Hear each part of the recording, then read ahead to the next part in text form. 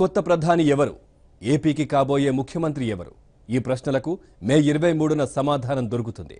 సార్వత్రిక ఎన్నికల నగారా మోగించింది election commission. 543 Lok Sabha స్థానాలకు 4 రాష్ట్రాల అసెంబ్లీలకు ఎన్నికల షెడ్యూల్ను ప్రకటించింది ఈసీ. మొత్తం 7 విడతల్లో ఎన్నికలు జరగనున్నాయి. ఏపీ, తెలంగాణలో ఏప్రిల్ 11న పోలింగ్ జరగనుంది.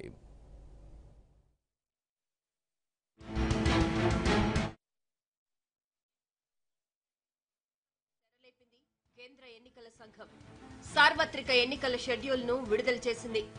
ఏప్రిల్ 11న మొదలయ్యే ఓట్ల పండుగ మే 19 వరకు జరగనుంది.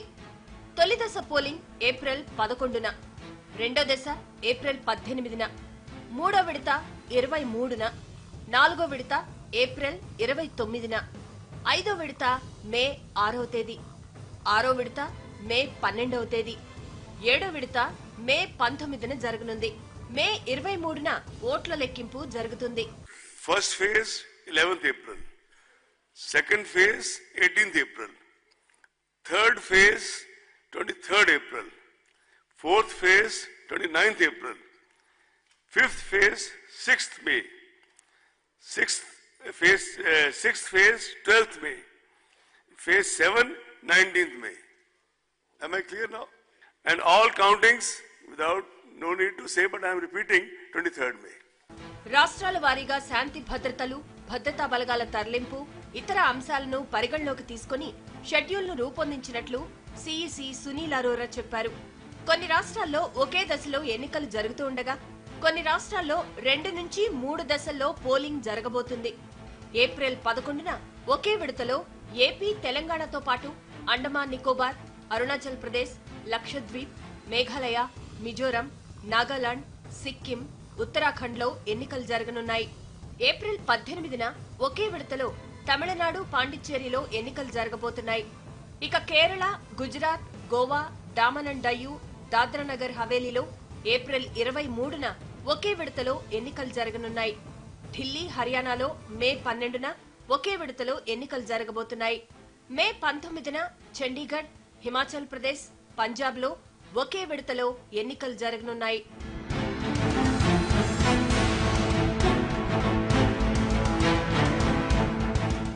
పార్లమెంటు నియోజకవర్గాల షెడ్యూల్ ప్రకారమే అసెంబ్లీ ఎన్నికలు కూడా జరపబోతున్నట్లు సిఇసి ప్రకటించారు. ఏపీ అసెంబ్లీతో పాటు ఒడిషా, అరుణాచల్ ప్రదేశ్, సిక్కిం అసెంబ్లీలకు సార్వత్రిక ఎన్నికలతో కలిపి పోలింగ్ జరగబోతుంది. తమిళనాడుతో పాటు మరికొన్ని రాష్ట్రాల్లో అసెంబ్లీ స్థానాలకు ఉప ఎన్నికలు జరగాల్సి ఉంది. ఆ ఉప ఎన్నికలు కూడా లోక్సభ స్థానాలతో పాటు జరుగుతాయి. The commission has decided to hold elections for these legislative assemblies for these 4 states simultaneously with the general elections to the 17th Lok Sabha. Elections to the different assembly constituencies in these states will follow the same schedule as for the corresponding parliamentary constituencies, that answers your question, of which these are relevant assembly segments. తొలి విడతలోనే ఆంధ్రప్రదేశ్, తెలంగాణలో ఎన్నికలు జరగబోతున్నాయి. అంటే తెలుగు రాష్ట్రాల్లో ఎన్నికలకు సరిగ్గా నెల రోజుల వ్యవధి మాత్రమే ఉంది.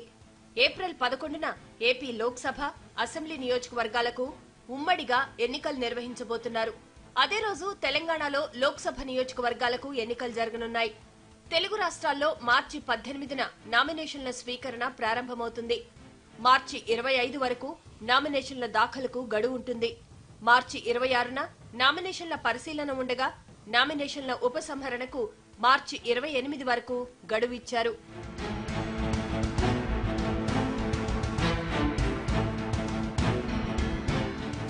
అన్ని రాష్ట్రాల ఎన్నికల కమిషన్ అధికారులు కేంద్ర హోంశాఖతో పూర్తి స్థాయిలో సంప్రదింపులు జరిపిన తర్వాతే ఎన్నికల షెడ్యూల్ ను రూపొందించినట్లు సిఇసి ప్రకటించారు. ఈ సార్వత్రిక ఎన్నికల్లో దేశవ్యాప్తంగా దాదాపు 90 కోట్ల మంది తమ ఓటు హక్కు వినియోగించుకోబోతున్నారు. దాదాపు 90 లక్షల ఈవీఎంలు ఈ ఎన్నికల కోసం వినియోగించబోతున్నారు. అలాగే జమ్మూ కశ్మీర్ అసెంబ్లీ ఎన్నికల విషయంలోనూ అక్కడున్న శాంతి భద్రతల అంశాన్ని దృష్టిలో పెట్టుకుని ఈసీ నిర్ణయం తీసుకుంది. అనంతనాగ్ పార్లమెంటు నియోజకవర్గంలో 3 దశల్లో ఎన్నికలు జరపడం మరో విశేషం.